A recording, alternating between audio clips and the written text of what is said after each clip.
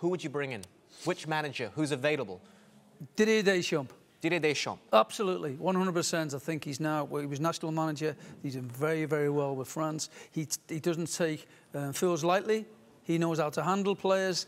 He's young, he's brave, he's got the contacts. There's a lot of French players there, so French connections there. Deschamps for me all day long. Diego Simeone. Simeone. Almost campaigned for it last season on phone-ins back in the UK because we were getting so much reaction from Arsenal fans talking about this specific topic. Problem is he doesn't speak English. He signed a new contract with Atletico Madrid.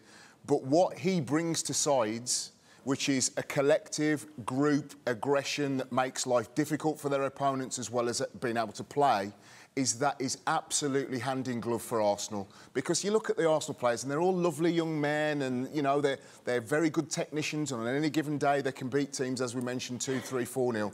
They need spite and they need steel. Do you see all the Arsenal players running over to Wenger, jumping on his shoulders and Klopp's his glasses falling off? For that, Steve, now. Yeah, but I'm saying, did you see... No, have we ever seen that in Arsene Wenger? The passion, the desire that affects... And Simeone has that. in abundance. Yes, there's different styles of management, and there's not one style that fits all that is the only style that's successful. You know, and I'm not trying to defend Wenger here. He has been successful. Do you not think he looks lost, though, Gary, compared to the modern manager that is running up and down the touchline? The game has moved on. The game has changed. But the modern and I actually think that Arsenal do need to make a change. But the modern manager knows about body language now and how to maybe suggest something is OK when they know in the back of their mind it's not. They know how to work the crowd. If you're talking about managers, one I suggested Manchester United should have got, I would go with Laurent Blanc.